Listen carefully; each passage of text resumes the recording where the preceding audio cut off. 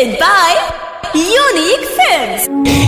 छठी माई, आज हम छठ पर्व में हम अकेला बानी माई, लेकिन आज हमार पगली अपना ससुरा में छठ करत हुई माई, लेकिन हमारा पगली के माई तू ख्याल रखिया माई।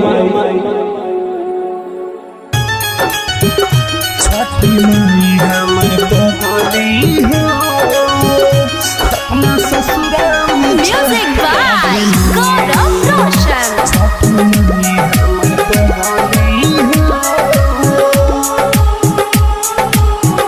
छठी माई हमर पगली हो, अपना ससुरा में छठ करेले। छठी माई हमर पगली हो, अपना ससुरा में छठ करेले।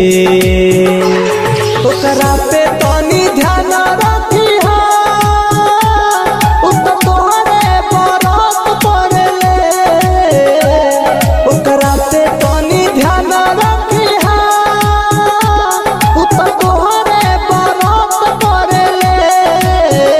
छठी माई हमर पगली हो, अपना ससुरा में छठ करेले। छठी माई हमर पगली हो, छठी माई हमर पगली हो, अपना ससुरा में छठ करेले। छठी माई हमर पगली हो, साड़ी पियरी पहिर मन कटे अधीर, कुछ मांगे ले तुमसे चरनिया में गिर। साड़ी पियरी पहिर मन कटे अधीर, कुछ मांगे ले तुमसे चरनिया में गिर। हलता के लाले पताई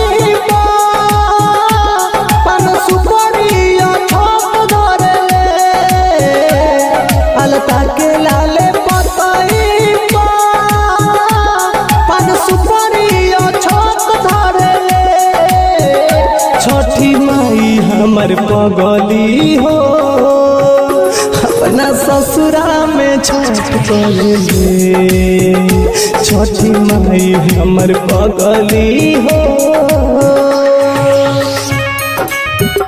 छठी माई हमर पगली हो, अपने ससुरा में छठ करेले। छठी माई हमर पगली हो,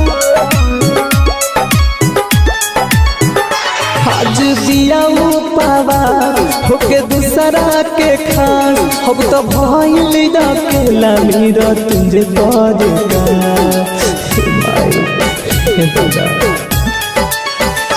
आज दिया पावास होके दूसरा के खान, अब तो भइल अकेला मेरा तुझे पड़ेगा।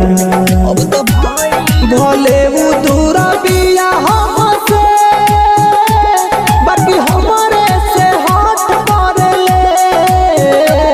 भले वो दूरा बिया हमसे, बाकी हमारे से हट पड़ेले। छठी माई हमर पगली हो, अपना ससुरा में छठ करेले। छठी माई हमर पगली हो। Digital recording studio Chhapra.